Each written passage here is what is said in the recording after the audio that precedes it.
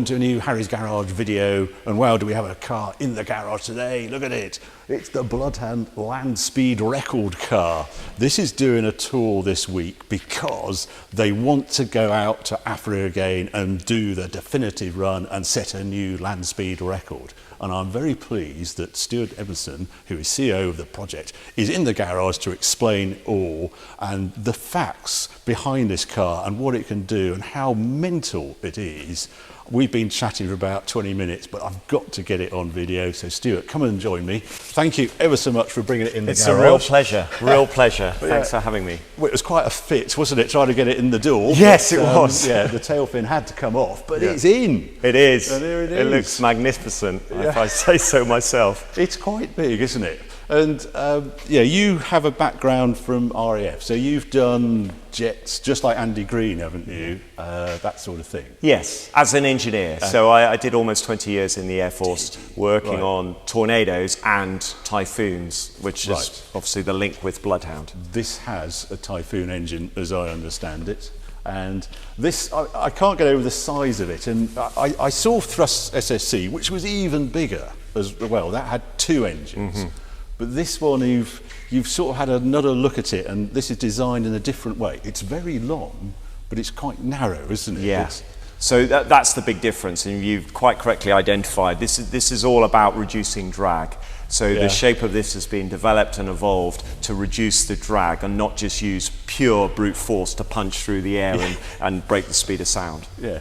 And this is the car that went out in 2019, and we're all, hoping to see it do some great things. That was a test run though, wasn't it? Yeah, absolutely. Sometimes people think we had an attempt on the record. That's not true. We never had an attempt on the record. High-speed testing is what we've called it, and it's all about demonstrating the modelling we've done on a supercomputer matches reality. So in effect, our wind tunnel testing was taking the car out, it's covered in sensors, taking out to the desert to prove the track, prove the car, prove the team, and come back and go, is this car actually closely matching the modelling that's been done? And the good news is absolutely. So that's why we've come back from the desert and gone, this car is so ready for land speed record speeds beyond 800 miles an hour. Beyond 800 miles an hour. And it did 600, I've got the number somewhere, you'll know it off by heart. 628. 628. Yes. And the target was 600, wasn't it? Yeah, indeed. And we just pipped the 1,000 kilometres an hour, which was, very satisfying. But in terms of the serious side of it, that's the speed we need to get to.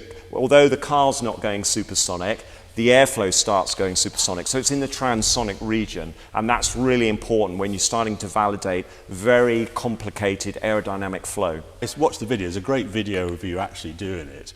And you were saying that Andy was a bit annoyed with himself because he kept the foot in 1 second too long, didn't he? Yeah, indeed. And the discipline is so key for the driver. That's one of my main requirements as a driver. But we learned a lot about the slippery nature of this car. And the winding down the engine, it still wants to surge forward. So Andy learned a lot about that. And when we go for a record run, getting it spot on is so important. You can't have any room for error at the speeds we're operating at. So we learned a lot, and that was actually development testing, and now we're ready to go back out there. And I've sort of got ahead of myself because it's such an exciting thing there. The reason for the road tour at the moment is to raise the funds to do it. Yes. And this amazing offer there, indeed. hashtag supersonic driver. Absolutely. We're coming to the end of our road show. It's been a brilliant week. It is this twist. I'm calling it a twist. I've decided, and we can talk about the background and history and where we've got to, but going forward, I need the funding to get back out of the desert. And this twist of a new driver has garnered so much excitement that I'm hoping someone will step forward and take on that challenge of driving 800 miles an hour. I've looked at it, and I think Andy Green is the man for the job. And the stats, I mean, just what that driver goes through. Yes. Is it the G? I've got during the acceleration stage 2.5 G. Potentially up to that, I mean, it's significant. It doesn't. It is crazy. I mean, one's bad. Indeed, it is. But it's a lot of people have flown in aircraft, and you can pull more G than that. I think it's for me, I mean, I've never driven the car. Andy's the only person who's driven this car. It is the rate at everything happens and the ability to deal and respond. And I go back to that discipline, doing the right things at the right time, reacting if there's an issue. And we've had some, you know, we had some minor issues. That's what happens in testing. And it's that ability to deal with it. When you are under pressure, there's no air conditioning in here. You're in a desert. You're wearing all your suit, your helmet on. You're operating a car that is shaking down. The desert is not, it is smooth, but it's still got those bumps and shakes. Well, I've been lucky to do over 220, 230 mile an hour. Once you're over 200 miles an hour, it feels chuffing quick. Right. But I mean, I've been with trees going past. I suppose in the desert, it's a bit more open. It is. But it's insane. It is. Once I mean, just bonkers numbers up there. But that's the appeal, I think. You know, it is. You know, humans have always wanted to push the limits, break records, and that's the exciting bit. There's other things. It's about the engineering. I'm an engineer, so you know the challenges we face in designing building, and then running the car. What the challenge? It was great challenges. You say engineer on the jets. Have you been up in the fighter jets then? Have you ever been? I have. Very privileged. So as a engineer in the Air Force, I was very privileged when I was on a tornado squadron to fly in a tornado, actually out in Kuwait along the Iraq-Kuwaiti border before the Second War. And then I have flown in, I've got 7 hours in Typhoon. It's an amazing, compared Typhoon to tornado, huge difference. Huge difference. The performance, vertical takeoff, you know, twice the speed of sound, low flying, tanking, and the strange thing is, in a tornado, you feel like you're in a fighter jet. It's all a bit shaky, smells of oil, and you're like, right, I'm in a Typhoon, silent, smooth. Silent. It's almost like you're in a Boeing aircraft, to some extent. You've got a capable G-suit that really sorts you out. So, you know, even I, with not very accustomed to it, was doing 9G in the suit, squeezing my legs, squeezing my abdomen, keeping the blood in my head. Amazing aircraft, amazing. Good. Are you a member of the 1,000 mile an hour club then? Have you done 1,000? Well, yeah, well, in theory, yes, and gone up high as well, where you see the blue and black, because obviously the actual height the aircraft goes is a bit classified, but you get the blue-black because it can go so high. So. What's high? I've been up in Concorde. I was very lucky to fly in Concorde, and that is just the most extraordinary sight when you see that. That's probably absolutely similar. Yeah, very similar. It's a very special sensation. If only I'd flown in Concorde, what an iconic British project that was. Just the design still. And it looks a bit like this, doesn't it? Because it's the nose. You probably, we were talking earlier about Concorde. We put this next to Concorde, and many people go, look at the nose, and you go, well, funny why the shape's very similar. We ought to go through some of the details and have a closer look.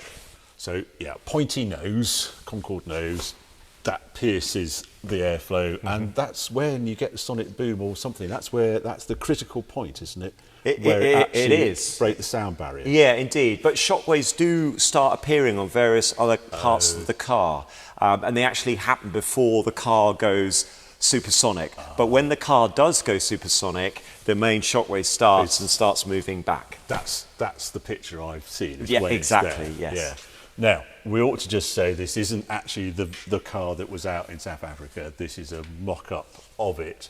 Well, an earlier one, wasn't it? Yes. This is the model. Yes. Because you're refining it now, aren't you? Hopefully, once the funding, it gets all green lighted. These won't be on it. They won't. These winglets, in the early designs, the early iterations, the modelling we did, there was potentially a need to add these winglets to allow us to control pitch stability, basically, and on the rear. So following the testing and the further modelling we've done, we're deciding we don't need these for the land speed record. Oh, okay. And the other interesting thing, we'll look at the wheels in more detail at the back. I don't know why, I thought there was three in all total, one at the front, but two here. There is actually, there's two at the front, two at the back, inboard. It's all, again, about reducing that drag. But hidden away, the suspension is all hidden within the car. And then behind that, we move into the very important place where the driver sits. Well, just going back to the wheel, you have suspension. Yes. There is a little bit of suspension. Yeah, absolutely. Very substantial suspension, both on the front and rear. And again, this is a mock-up model, so you're not able to see that. But under the panelling is the full suspension for the whole car. Absolutely, very important. Yeah, right. Oh, right, okay. Then, yes, as you say, driver, lucky guy, sits here, gets a perfect view, cinematic view of the world. Limited view, but protected in this carbon fibre monocoque.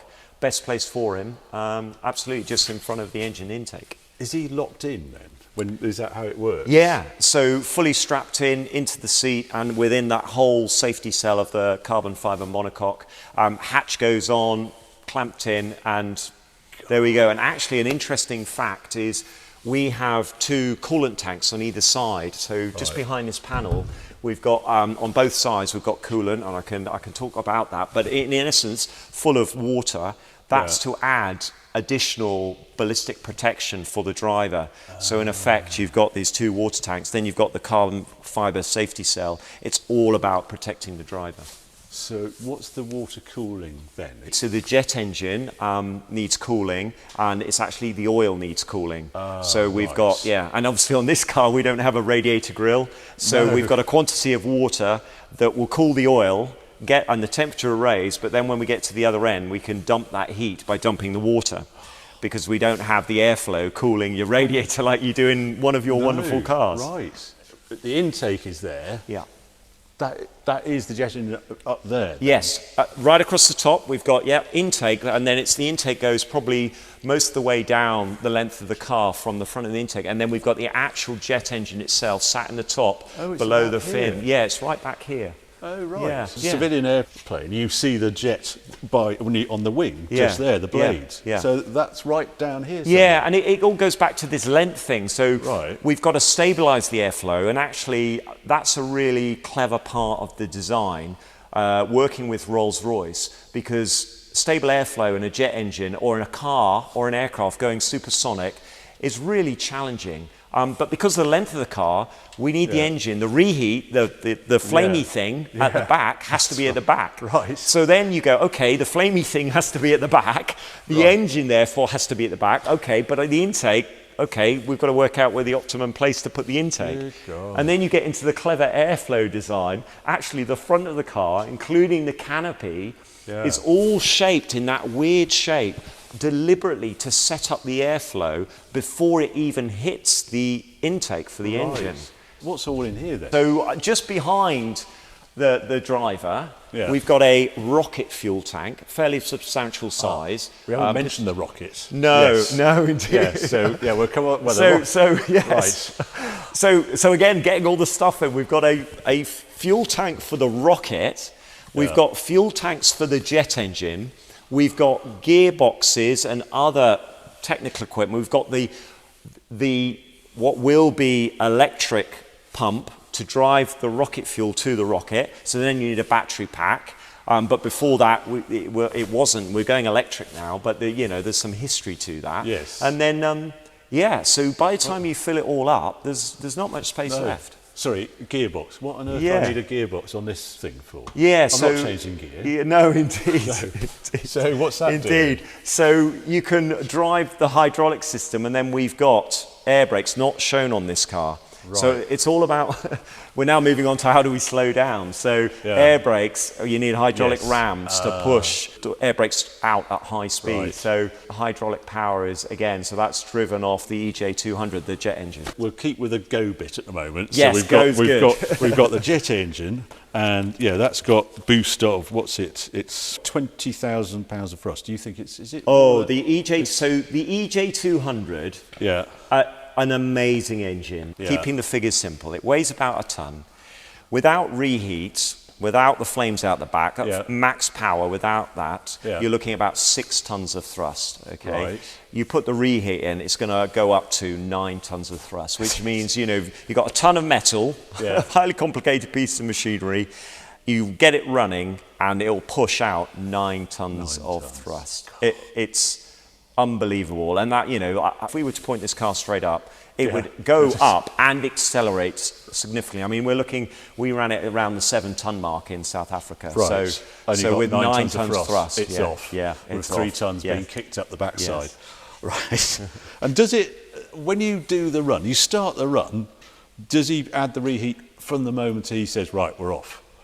Almost. Right. Almost. The word's spooling up. So the driver starts the engine, You'll see on some of the video, well, you see on all the videos, he goes forward, puts the throttle in, gets it going, gets the airflow going, because you need some forward airflow. It's foot to the floor, a full reheat, and then off she goes. Yeah, and the acceleration is crazy, isn't it? Not in the first few, you know, people go, oh yeah, it's a bit slower than maybe one of your sports cars, but once it gets up to 200, she's off. It's within seconds, 200, 300, 400, and we did up to the 628 in 50 seconds. 600 miles an hour in 50 seconds. And most of that is beyond the quickest parts are 200 to 500, where it just kicks on up. It's mind-boggling, absolutely. And that run, it was still accelerating hard at 600, was it? So we ought to explain where you do this. It's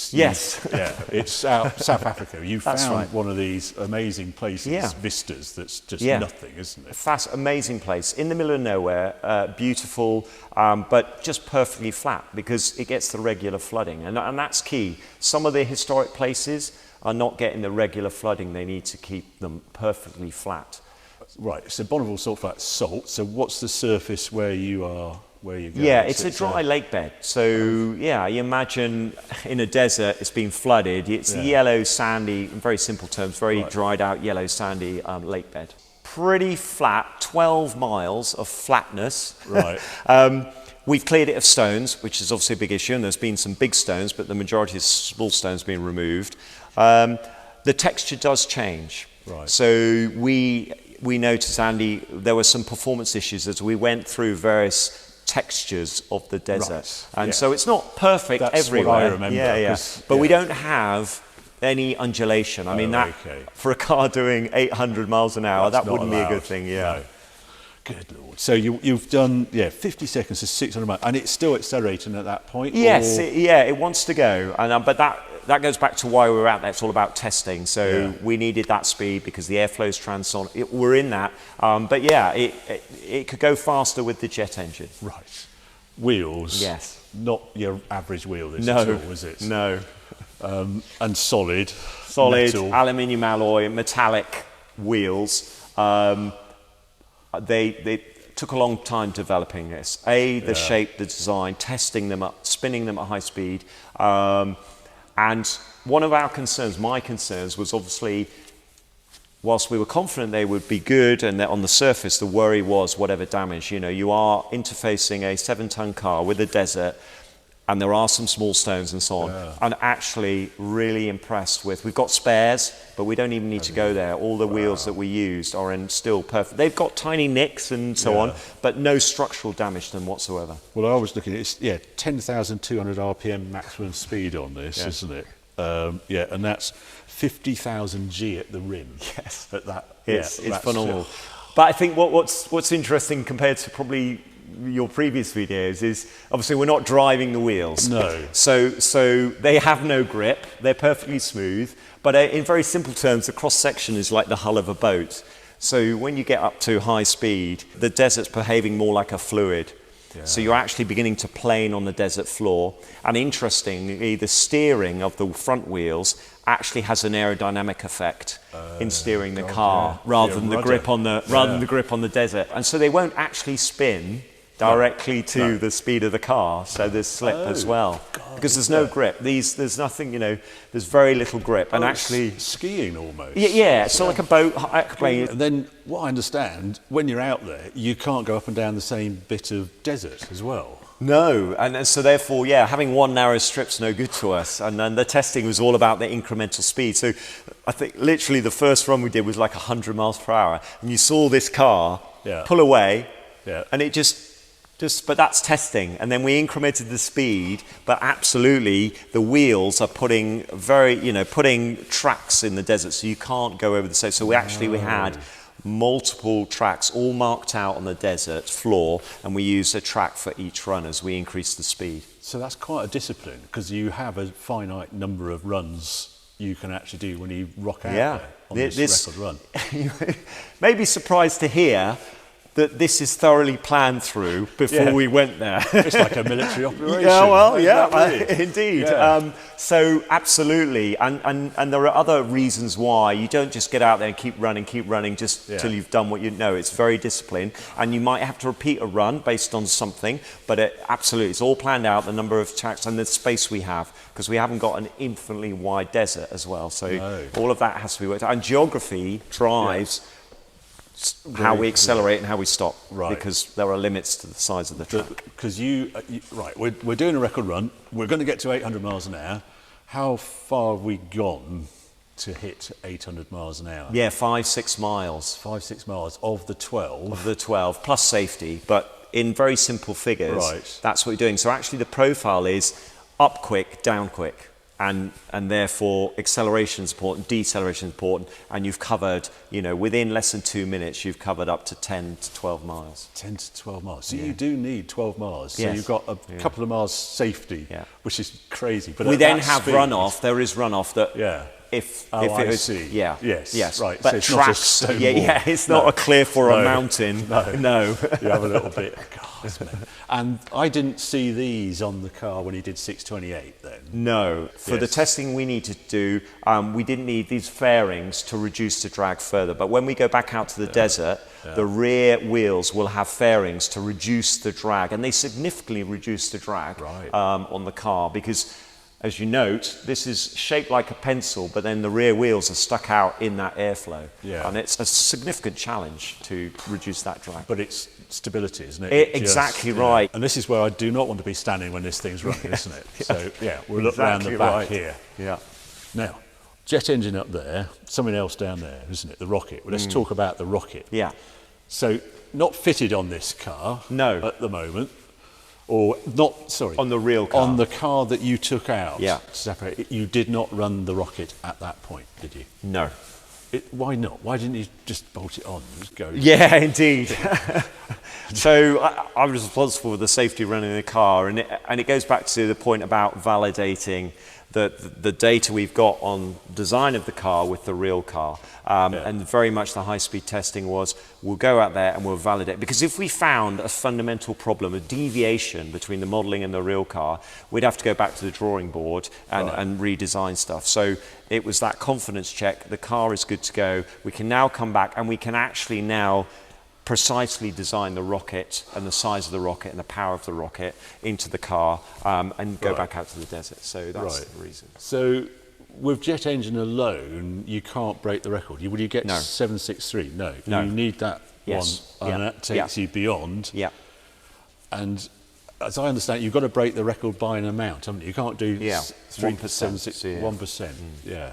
And it's right at the sound barrier, isn't it, where that speed as well. It is, absolutely. So, and it goes back to the geography of the land. You could have a car that slowly gets up to a new record, but by then you've eaten into desert and you're literally covering miles in seconds.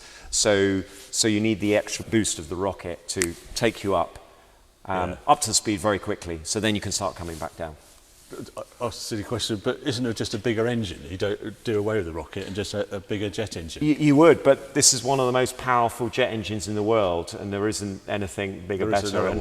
And there's a link to, these are on loan, the jet engine's on loan from the military, so from the Air Force, and they're classified bits of equipment, so you can't buy one of these. Right. So actually, again, when the project was formed, they needed an engine, asked the government, and they said, yep, because of the impact this will have on STEM and so on, they loan the engine. So again, that's driven the design of the car. If we found a different engine, maybe if there was a bigger one, then the car would have been different. So everything is set in train by what decisions were made in the early days. So you had to ask the government to have an engine? Yeah, for Typhoon. because it's a Typhoon test engine. Right. It's not used anymore, so it was used in the development program when the Typhoon was being developed for the Air Force and other nations. They then, when they finished test flying, they went into storage. And then we came along, Richard Nabel came along and went, actually, they're amazing engine, can we borrow one? Right. And with Lord Drayson, the discussion was, but what's the benefit to the country? And it was inspiring the next generation into science and engineering. Oh, right. And that's still what this is about. Absolutely, It's a very absolutely. One British very thing. passionate part of me is about the inspiration that this will give. If Britain goes out and sets a new land speed record, there'll be a whole raft of school kids who will grow up seeing that and be inspired to at least consider engineering, science, maths. Wow. So that rocket engine is going to take you to the next stage, the 800 plus mile an hour. Absolutely. And yeah, it's sort of conversations, it's capable theoretically of 1,000 miles an hour, isn't it? But, yes. So I get that question asked a lot. Again, going back to the modelling that was done on the supercomputer, that was the target was set for the modelers that were designing the car. We're looking for that 1,000 miles per hour. One step at a time, though. Yeah. So again, going back to proving the car, we've proved it to 600 plus. Next phase is out to the desert, 800 plus, new record. Then we'll have all the data we need to come back and actually go, right, review the position. Where are we at? Are we in a good state? Is there a desire? You know, does somebody want to do this? Does somebody want to fund to go faster? I'm not looking at that at the moment. No. I will look at that once I've got a new land speed record. You want the land speed record, the 800 mile an hour. Yeah, Yep. That's quite special. And the rocket, there was a lovely detail on the engineering on the rocket because it needs fuel pumped it at an extreme rate, doesn't it? Yes. And it used to use an engine out of a Jaguar, supercharged 5 litre, tucked up the front. And you were telling the story about Andy, what he was meant to do. I can't believe it, doing a run. So again, we needed a power unit to push the huge quantity of rocket fuel into the rocket tube to give the thrust we need. And again, it's large figures. And at the time, years ago, it was decided the engine from something like out of that car, you get it all up. So as well as starting the jet engine, you get the Jag V8 up and running. You then are idle. Then when you want the rocket, you then got to ramp that up to max chat. So he's at 500-600 mile an hour at this point. He says, "Oh, I better get that Jag." And take it out of idle, get it up to max, Yeah. and then when it's up to max, drop the clutch, Yes. engage the pump, suck all that fuel, and it goes straight into there. Light lights up, and off you go. Yeah. And that's all. It's a 20 seconds. Right. And then obviously by then you're flying through 800 miles per hour. You then all got to shut that down, and then think about the stopping part. So. Again, the challenge of all that engineering is just fascinating. The rocket's actually, it's very simple. Yeah. You put the fuel under high pressure over a catalyst, and it just breaks down to steam and oxygen at very high temperature. So it's not even a rocket in the sense of like a firework. It is steam and oxygen at high rate. Right. And obviously that's green, and there's no carbon involved in that whatsoever. Really? But the concept of the rocket is actually very simple. The hard part is getting the volume of fuel and the pump to operate and all of that. But the jet engine, conversely, highly complicated piece of machinery. Everything, all those spinning components, really, it still impresses me how they make something like this. They are extraordinary. And on this attempt, the idea you're using sustainable fuel, aren't you? So. Absolutely. Yeah. So I've faced a number of challenges since taking on the project, and one is relevance. And we've got to be relevant. You can't go breaking records if you're not relevant. And the big thing that needs to be done is we need to prove that we can still have fun, we can still break records, and we can still push engineering boundaries, but in a sustainable way. So my intention is to run this without a drop of fossil fuel. And that would really open up everybody's excitement to, hold on a second, we can carry on doing the fun things without having that impact on the environment. Yeah. Well, I'm running all these on sustained plastic aging fuel now, just because I'm just intrigued whether that is the future. It's a lovely direction to think that all these things can live. Yeah. But the other bit, I can't get over how little fuel you're actually burning relatively to do a run. Yeah, but that's because of the time. You get into a Typhoon fighter jet can do an hour flying around and go through probably 8 tons of fuel, which is just astronomical figures. So you're into that. But we're ramping up for a minute, and then we cut to idle, and then we stop a few minutes later. And so it's because we're using a lot of fuel in that short period, but it's for such a short time. Sorry, to do a run then, it was 300 and... approximately, 390? Yeah. Well, I can't remember. 390 litres. in the fuel tank for the jet engine. And that also allows the driver to come to a halt and do a U-E to get it back round, back on the track, because we've got to turn this car around in an hour. And everybody goes, an hour is really easy, but if you break it, it starts from you're in through a flying mile. So when you leave the flying mile, the timer stops. You've got to slow down, stop, do a U-E, get the driver out, dump the heat we talked about, refuel the rocket fuel, the jet fuel, do all your important vital checks. You can't just send this car again, having done 800 plus without checking it, get the driver back in, and then go back again and get through the flying mile again within an hour. It's challenging. God, that is, isn't it? And are you, in that flying mile, are you still accelerating, or are you a constant speed? Yeah, you would, in very simple terms, you are still, so you are accelerating at all times until you turn off the engines. Right. So it is that profile up. Obviously the acceleration decelerates as you get up to your top speed, but you're there. And then as soon as we're at the right point, again, it's that discipline, the engines are cut. And you're suddenly going from potentially 13 tons of thrust pushing you forward to 13 tons pushing you back. Yes, we haven't done the stop bit yet, have we? So yeah, the stop. So he's throttled off. Yes. Oh my goodness. Yeah. What's he do next? Not very much at that point, obviously dealing with everything in the cockpit, but in simple terms, the deceleration is just the drag pushing you back. Okay. There's no need to do anything in terms of slowing it down, because you've got that 13 tons approximately of force pushing you back. Right. And it's huge. And then when the speed starts dropping down to 500, 400, you've got air brakes, which they're not on this car, but they stick out in the airflow, start pushing out in the airflow, and then you've got chutes. We've got 2 chutes, but we only need 1. So one's a redundancy. Yeah, and that can't come out until a certain speed, can it? Is it 500 miles an hour?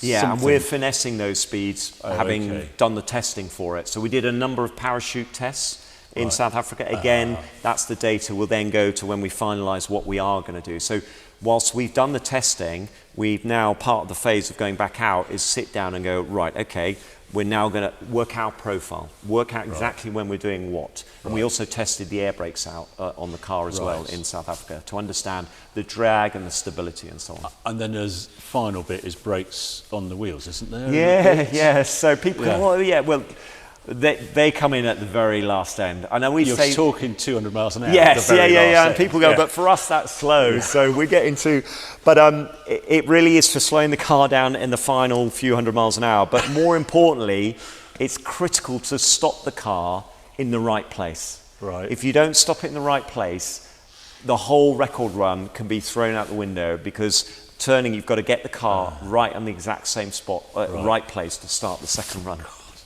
The bit, when I've watched the runs, the bit I'm really surprised at is how much Andy's steering input he's putting in. It's not dead stable. When I'm at 200 miles an hour, I'm dead stable. Yes. But he wasn't. No, indeed. So again, the testing, we're learning the stability, and actually in the lower speed, up to 300-400, there is a bit of, and even the slightest, so obviously we've got to get the weather right, the crosswind, on the real car, the fin is a lot bigger, and that's deliberate, because once you get up to higher speeds, like the dart on the dartboard, it actually becomes more stable. So probably the bits you've seen is when you've got that instability. But yeah, it's a big car, and any little buffet and crosswind, you're fighting with it, and you're travelling such a fast distance that you need to correct, keep it correct. Otherwise, you're off very quickly. You travel a great distance, and so yeah, it's I haven't done it, but it looks challenging. It does, doesn't it? Yeah. And Andy, is he up for another run, or does he say, no, I want someone else to do it? So a very good question. That's the point of this roadshow is since post we came back COVID, struggling with finance, Bloodhound's been quiet, but I've been actively pursuing funding, sponsor and so on, and ownership investment. We've got to the point, and I've worked, we've worked together with Andy, and Andy's contributed to my decision to do this, is in order to get across the line on the funding, this twist of excitement is the new driver. Andy is all for this. He's staying on the team. Yeah. He's been key, not just as driver, he is key to the car, the development, and he's done the testing. So he will be there to supervise and mentor a new driver, and then you get the celebrity angle, the Netflixes and Amazons wanting to film someone who's never gone beyond 200-300 miles per hour. Yeah. And that is the exciting twist that, which I feel makes this project, takes it to another level in excitement. Yeah. And so it's 12 million. This is what you're going to generate, and that gets you out of the desert, and that's going to get you under. So that's with a significant contingency, because obviously the world's gone a bit crazy at the moment. So that is the cost to take the car, the team, everybody back out there to set a new land speed record. Wow. Absolutely. And if funding came in by the end of the year, when are you going to, that mean you could get out there? Good question. So I have been very clear. I will not announce anything until I am fully funded. That's right. Because I think we've been there before, where we've got some funding, said we'll go, and then we didn't go. I'm very clear on that. So we need a couple of years once we get the funding to go. So we are not out in the desert next year, and so you're into 25, 26. But I highly caveat anybody watching this video: do not hold me to that date now. Please do not. No. Once I have the funding, and the person who, or the entity that's invested, and we decide to go public, we will declare we have all the funding, and we will give a date. And as we did in South Africa, we announced, we went, and we achieved the date we said we would. And until I announce, there is no date. No. But you've asked me a question, I've given you an idea of the timeline.